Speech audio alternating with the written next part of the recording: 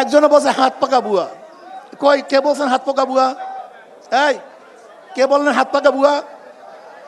আচ্ছা বলেন তো হাত পাকা আদর্শ কি বলেন তো আপনি? ভাই এই জাহেল, যে বলছেন হাত পাকা বুয়া, আপনি বলেন ইসলামের হাত পাকার নীতি আদর্শকে বলেন তো, বলেন তো। মুফতি সৈয়দ মোহাম্মদ ফয়জুল করিম বলেন। এর জন্যই বলছি আমাদের দেশের সবচেয়ে বড় সমস্যা হলো জাহলাত। নিশ্চয়ই আপনার কথা একটা আমাদের দেশের বড় সমস্যা জাহলাত, আপনারা আসলে না জানা। সাম্যের দেশ গড়তে চান, নিশ্চয়ই এটা অত্যন্ত ইসলামী আন্দোলন হাত পাকা বুয়া হবে কেন? আমরা একটু এই রক্তের মধ্যে এক ফোঁটা হারাম নাই, তোমরা যাদের পেছনে আছো তার রক্তে হারাম ভরা। অত্যন্ত ধন্যবাদ আপনার কাছে। আমরা এই রক্তের মধ্যে হারাম নাই, বাবার রক্তে হারাম নাই, দাদার রক্তে হারাম নাই। আর তোমরা যারা রাজনীতি করো, যারা রাজনীতির সাথে জড়িত আছে, যারা যেখানে যাও, প্রত্যেকের আপ টু টাউন সব হারামে ভরা। নাহমুদুন সাল্লি আলা রাসূলিল কারীম। আসলে লেভেল প্লেইং ফিল্ডের অবস্থাটা নির্বাচন শেষ হওয়ার আগ পর্যন্ত, ডিক্লার দেওয়ার আগ পর্যন্ত কিছুই বলা যায় না। এখানে মেয়ের নির্বাচনের সময় হাবিবুল আউয়াল সাহেব এসেছিলেন, মনে হয় ফেরেশতাদের মতো কথা বলেছিলেন, এইটা করব সেইটা করব, এইটা হবে সেইটা হবে, কিন্তু বাস্তবে তার শব্দ উল্টা।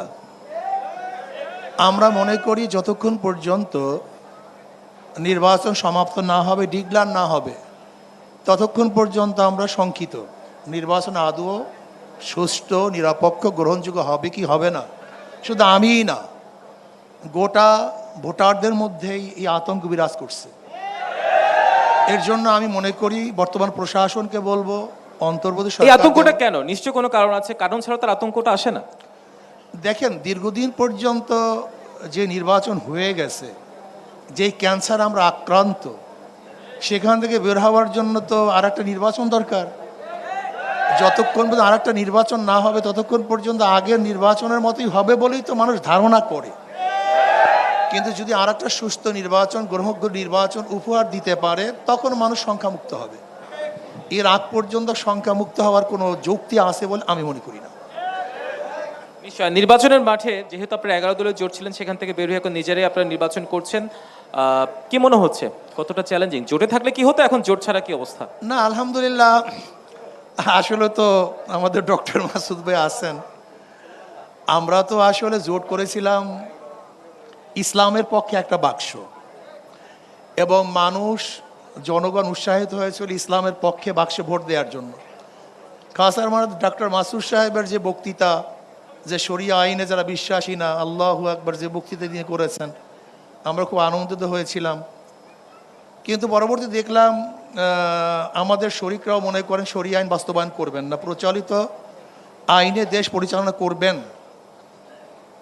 কাজী জনগণকে যে বক্তৃতার উপরে, যে আদর্শ এবং নীতির উপর উৎসাহিত করেছি, তার উপরে আমরা এখনো আসি তো। কাজী এর জন্য আমরা মনে করি জনগণ হাত পাখাকে গ্রহণ করবে। কোরআন ও সুন্নাহর আইন বাস্তবায়ন করার জন্য মানুষ উৎসাহিত হয়েছে, এবং আশা করি আমরা এককভাবে কোরআন ও সুন্নাহর পক্ষে, আইনের পক্ষে নির্বাচন করার কারণে মানুষ যথেষ্ট পরিমাণ সাড়া দিয়েছে। এবং আমি মনে করি আলহামদুলিল্লাহ, যেইভাবে আমি নির্বাচনে মানুষের উৎসাহ, উদ্দীপনা এবং তাদের খুশি, আনন্দ, তাদের অ্যাপ্রোচ এবং তাদের বক্তব্য শুনছি, বিগত দিনে আমি নির্বাচন অংশগ্রহণ করার পরে এত সুন্দর মানুষের অবস্থান, চেহারা আমি দেখিনি। আসলে আমাকে ডিবেট করতে কিন্তু আসিনি, আমি ভাবিও না যেরকম ডিবেটের একটা মাসালা হবে। আমি ডিবেট করবো কার সাথে? আমার ডিবেটে তো সেই পর্যায়ে একটা করবেন, আর একজন নায়েবে আমির থাকতো, তাহলে আমি ডিবেটে যেতাম। এখানে ব্যাপারটা হয়েছে, আপনারা একজন এখানে ডিবেটের জন্য আমাকে ডাকছেন, আসলে মনে হয় এরকম। কিন্তু আমরা তো আপনাদের কথাগুলো শুনতে চাই। নাও, এখানে ঘটনা হয়েছে, আমার আরেকজন ক্যান্ডিডেট থাকতো, আমি তার সাথে কথা বলতাম। সরার ভাই থাকতো, তার সাথে কথা। সর্বজন শ্রদ্ধেয় ব্যক্তি হিসেবে সবাই তো আপনার কথা শুনতে চায়। আপনি এখানে ডিবেটে আমাকে ডাকবেন, কার সাথে ডিবেটে ডাকবেন? আমি কার সাথে ডিবেট ডাকবো? এই চুপ করেন।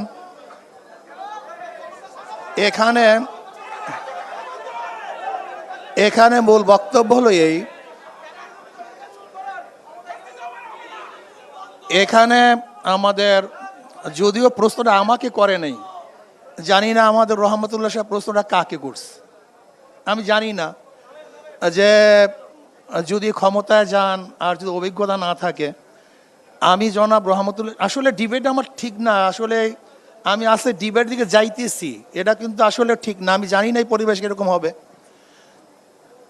আমাদের বেগম খালেদা জিয়ার কি অভিজ্ঞতা ছিল আমাকে বলেন তো। নাও দেখেন ভাই, আমরা না করি, একটু কথা শোনে, আমরা সবাই খালি আমাদের বাংলাদেশের একটা সমাজকে খালি হাততালি দিতেই থাকি, হ্যাঁ না বলতেই থাকি, এটা আমাদের একটা স্বভাব। এর থেকে বের হয়ে আসুন তো ভাই। যদি আমার ভুল হয়, আমার দলের লোক আমাকে ভুল বলেন যে এটা ভুল বলছেন, এই মেজাজ করেন। যদি আমিও ভুল করি, আমার মেজাজ, আমার দলের লোক বলেন হুজুর এটা ভুল, এই মেজাজ করেন। আর আমার শত্রু যদি সঠিক বলে, তাকে বলেন এটা সঠিক কথা বলে, এই মেজাজ করেন আপনারা। কিন্তু আমাদের মধ্যে অবস্থাটা কি, আমাদের দলের লোক যদি খারাপ বলে এটাও ঠিক, আর ভালো বললেও ঠিক না অন্য দলে। এটা কেন ভাই? এর রেওয়াজ হয়ে গেছে। যেমন আমি জনাব রহমতুল্লাহ সাহেবকে যদি বলি যে খালেদা জিয়ার অভিজ্ঞতাটা কী ছিল, সে তো গৃহিণী ছিল, সে তো কোনোদিন রাজনীতিও করে নেই। আমরা দেখি নাই জিয়াউর রহমান সাহেবের সাথে সে রাজনীতি অংশগ্রহণ করেছে। যদি তিনি একজন দেশের প্রধান হতে পারেন, আমি মনে করি আমাদের দেশের উপজেলার যারা দায়িত্বশীল তারাও দেশ পরিচালনা করতে পারবেন, কোনো সমস্যা নেই। এরপর আসুন ভাই, কথা না বলি, কথা শেষ করতে দেন, কথা শেষ করতে দেন। যদি আমার কথার প্রশ্নের অ্যাগেনিস্টে প্রশ্ন, সমস্যা কি বলবেন, সেটা সমস্যা কি। এরপর আসুন ইসলামকে ব্যবহার করা। অ্যাকচুয়ালি ইসলাম অনুযায়ী চলার, ইসলামকে ব্যবহার করা, দুইটার মধ্যে পার্থক্য আছে। যেমন এক ব্যক্তি হামেশাই টুপি পরে, এটা তার অভ্যাস, আর একটা হলো স্বার্থের জন্য টুপি পরে, এই দুই টুপি কিন্তু এক টুপি না। কেউ হামেশা নামাজ পড়ে আর কেউ নির্বাচনে নামাজ পড়ে, এই দুই নামাজ কিন্তু এক নামাজ না। কেউ সবসময় শরিয়াত অনুযায়ী চলে আর কেউ নির্বাচনের সময় ইসলাম হুকুমাত অনুযায়ী চালাবে, মদিনা সনদে চালাবে, এই দুই সনদ এক সনদ না। দেখেন, আমরা কিন্তু সবসময় ইসলাম অনুযায়ী চলার চেষ্টা করি। 92% মুসলমান ইসলামের বাইরে যাবে কেন? আজকে ডেমোক্রেসি আনবেন কেন? ডেমোক্রেসি কি এটা মদিনাওয়ালাদের? ডেমোক্রেসি কোথার থেকে আসছে? সোশ্যালিজম কি মদিনাওয়ালার? ক্যাপিটালিজম কি মদিনাওয়ালার? সেকুলারিজম কি মদিনাওয়ালার? আপনি বলেন Socrates, Plato, Aristotle, Montesquieu, Locke, Rousseau, যে নীতি আদর্শ বাস্তবায়ন করেছে মদিনাওয়ালার? আমি একজন মুসলমান হয়ে ইসলামের বাহিরে যাব কেন? এটা প্রথম প্রশ্ন। দ্বিতীয় প্রশ্ন হলো এই, ইসলামের মধ্যে যদি বৌদ্ধ, হিন্দু, খ্রিস্টান, বিজাতি সমস্ত জাতিদের কল্যাণের কোনো নিয়ম কানুন না থাকতো, তাহলে প্রশ্ন তুলতে পারতেন যে ইসলামী হুকুমাত হলে হিন্দুদের অবস্থাটা কী হবে, খ্রিস্টানদের অবস্থাটা কী হবে, ইহুদিদের অবস্থাটা কী হবে। ইসলামের মধ্যে যদি সকল ধর্মের, সকল মতের মানুষের চলার সাম্য, মানবিক মর্যাদা, সামাজিক ন্যায় বিচার প্রতিষ্ঠিত করার আইন নিয়ম থাকে, তাহলে আপনি ইহুদিদের কাছে আইন ধারা আনতে গেলেন কেন? ব্রিটিশে গেছেন কেন? আমি আমেরিকায় গেছেন কেন? ভারতে গেছেন কেন? দারুণভাবে আপনার পর্যবেক্ষণ তুলে জানবো চাই, সেই সাম্যের ধারাটা আসুক এবং সবাই শান্তিতে বসবাস করে, দিন শেষে আমরা সবাই নাগরিক। আমি যেটা বলতেছিলাম, দেখেন ইসলামী ফোবিয়া এবং ইসলাম সম্পর্কে অজ্ঞতা আমাদের মূর্খ বানিয়ে দিয়েছে। আমি দেখছি হাজারো বড় বড় লিডার যাদের ইসলামের মূর্খতা কোন পর্যায়ে পুষছে আমি চিন্তাও করতে পারবেন না, ইসলাম সম্পর্কে জানিই না। যারা ইসলামের ব্যাখ্যা জানে না, ইমানের ব্যাখ্যা জানে না, শরিয়াতের ব্যাখ্যা জানে না, এরা যদি ইসলাম সম্পর্কে কথা বলে তাহলে পাগলে তো হাসবে। যে বিষয়ে অভিজ্ঞ না তাকে সেই বিষয়ে কথা বলা ঠিক না। এখন রহমতুল্লাহ সাহেব যে ইসলামের কথা বলে, এই কথাই মানবো? আমাকে বলেন তো, এটা মানা আমার উচিত? Let me finish. আবার রহমতুল্লাহ সাহেব যেই বিষয় অভিজ্ঞ, রহমতুল্লাহ সাহেব, একটু আমরা কথা শুনি ভাই, কথা শোনেন। আরে ভাই, কথা বলতে দেয়। বুয়া কাকে বলেন, আমাকে বললেন না, তাকে তাও তো বুঝলাম না, খালি বুয়া বুয়া আলাদা, এটা কেমন কথা বলে? বুয়া আমি নাকি সেটাও তো বলবেন। প্লিজ বলুন। হ্যাঁ, আচ্ছা শোনেন, একজনে বলছে হাত পাকা বুয়া। কই, কে বলছেন হাত পাকা বুয়া? এই, কে বললেন হাত পাকা বুয়া? আচ্ছা বলেন তো হাত পাকা আদর্শ কি বলেন তো আপনি? ভাই এই জাহেল যে বলছেন হাত পাকা বুয়া, আপনি বলেন ইসলামের হাত পাকার নীতি ও আদর্শ কি বলেন তো? বলেন তো, মুফতি সৈয়দ মোহাম্মদ ফয়জুল করিম, বলেন। এর জন্যই বলছি আমাদের দেশের সবচেয়ে বড় সমস্যা হলো জাহলাত। নিশ্চয়ই আপনার কথা একটা আমাদের দেশের বড় সমস্যা জাহালাত, আপনারা আসলে না জানা। সাম্যের দেশ গড়তে চান, নিশ্চয়ই এটা অত্যন্ত ইসলামী দারুণভাবে আন্দোলন আপনারা হাত পাকা পরিচালনা ভুয়া হবে করেছেন। কেন?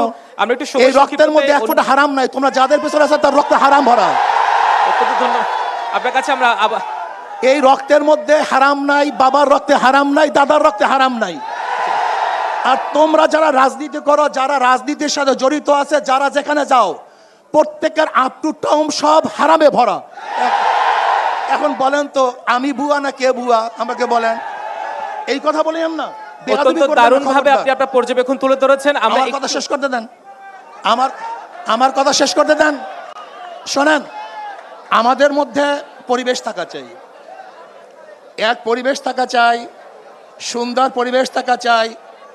যাদের উত্থান গুন্ডামি, যাদের পরিচয় গুন্ডামি, যাদের পরিচয় মাস্তানি, যেই লিডারদের উত্থান পরিচয় একমাত্র গুন্ডামি মাস্তানি, এখন যদি আমরা তাদের দল করে ভুয়া না হই, আর যাদের কলঙ্ক বলতে কিছু নেই তারা সব ভুয়া হয়ে যাবে।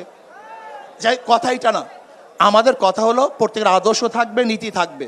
নিশ্চয়ই আমরা দেশটাকে গড়তে চাই, নিশ্চয়ই আমরা দেশটাকে গড়তে চাই।